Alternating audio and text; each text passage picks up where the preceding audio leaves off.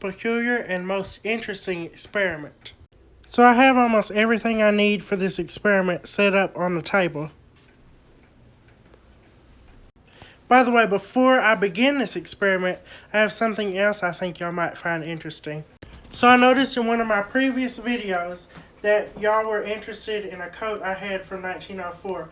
Well, this coat I am wearing currently is from 1900, so it's 123 years old. I need to do some work on this, but it wasn't like that when I got it. I've worn this almost every day that I worked at the hotel. When I worked at the hotel, I worked there for about 2 years, and I wore this almost every day. And it held up very well. But the date that this coat was made is on this inside pocket. It's right here on this tag. Here, I'll zoom in. Here is the tag. Notice this coat was made 6/16 of 1900.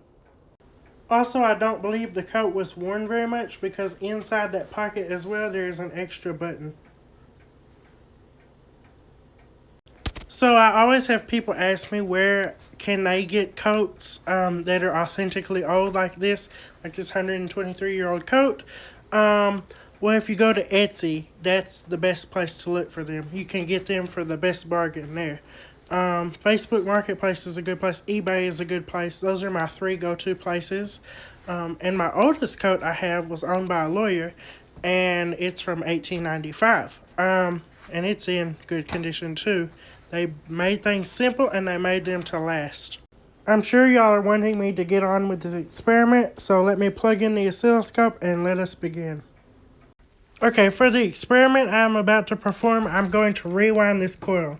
Usually when I do this specific experiment, the thicker the wire on the extra coil, the better. I'll be using number 20 magnet wire. Okay, let us rewind this coil now. So my guess is after this is all wound up, this should resonate between 4 and 8 megahertz. And I have begun winding the coil. The cleaner the turns are, the better this will work. And I have spaced the top turns. Okay, I have finished winding the coil. This coil is in no way ideal. You can see where the turns overlap a little bit. So in my previous videos, you'll know that I sent electricity 918.6 miles wirelessly to Chicago. I used a thing called a magnifying transmitter. If you watch my previous videos, you'll know what I'm talking about. Well, that thing sends electricity through the earth. It's basically like a wired-in radio system. So you have the transmitting station, or the broadcast station, and the receiver, which is, the receiver is like radio, and the magnifying transmitter is like the one broadcast station that the whole world needs.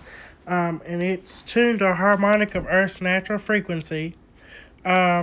So anyway, my point is this thing behaves like the extra coil, or that third coil in the center of the magnifying transmitter. Now I'm going to tune this coil and you can observe some interesting effects.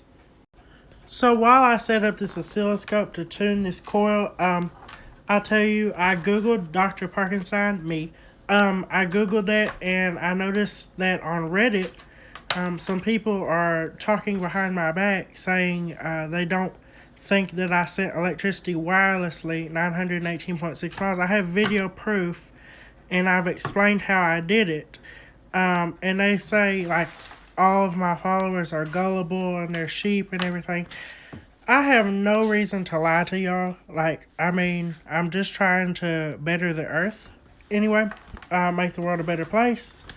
But anyway, so this will kind of clear up things as well. So I'm going to be inputting a 19-volt signal into this little coil right here, and you'll see some very interesting effects with just 19 volts. This thing is powered by 5 volts. It plugs in right over there on that little thing. Here, let me turn on my flash. On that, and then that comes up to here. Oh my god, I almost dropped my phone. But you can see the input is 5 volts DC. Okay, let's tune this. So in every scientific work, when the idea is introduced, it will be ridiculed until it is accepted as evident. And that's basically what's happening now. Anyway, okay. Okay, so to tune this coil, we'll want all metal objects away from it because that'll add stray capacitance and kind of mess up our tuning. Okay, so we need a capacitance to attach to our oscilloscope probes or one of these probes. I'm actually going to use this fork. Now I get to call this a tuning fork. So I've just set the tuning fork on my top hat. It's in proximity to the coil. Now I will connect the bottom of this coil to the signal generator and I will dial up the frequency until we get the biggest waveform on our oscilloscope. Okay, I had to push the auto setup button on our oscilloscope to get the waveform to freeze and be static like that and not keep moving. Now I'm going to turn on the signal generator, which by the way I've connected the red lead to the bottom of this coil. The black lead is free. You can follow the wire into the signal generator and you can follow that wire. Okay, here we go. And see, that's going to stay the same, exactly like that. Okay, let's turn this on. We'll start with a 20 volt signal. See, it adjusts the wave already. Now we're actually going to tune it to a frequency. I would say it's about 4 to 8 megahertz. That's a big. Let's dial down the voltage a little bit so that we can see the whole wave. Okay, up again. Up. Okay, somewhere between. Okay, it's around 2 megacycles. Okay, let's adjust this so that we can see the whole wave again. Oops, I bumped it. Okay. Okay, we want to adjust this for the biggest waveform on there. Okay, now I'm going to dial into the finer adjustment. I moved from that 2 to this 1 digit. Okay, that's settled. Let's dial this down again. Okay, now I'm going to move to the next digit. Okay. Wait, I just disconnected it again. Why is this? Okay. Come on. Okay, this isn't making a good connection.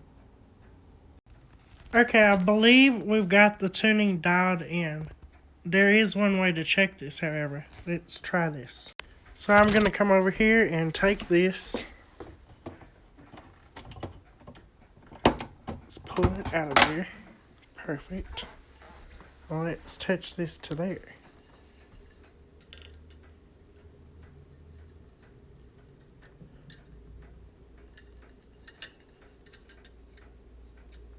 Sorry, it wasn't making a good connection. I actually took a knife to this end and took off the insulation. Let's touch it now. Look at that. You see that light? Look at that. See the lines flowing through it? That is 19 volts. Let me come over here and turn off. Here, let me show you all this first.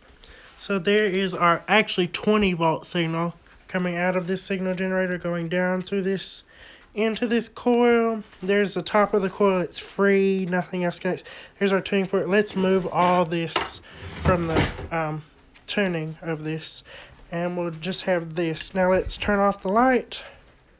And come over here with this light bulb or fluorescent and touch the top again. There it is.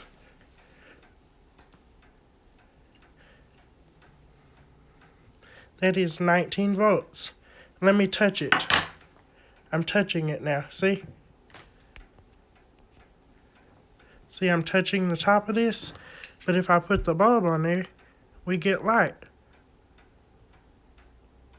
See the lines flowing through there? Let me turn off the flash again.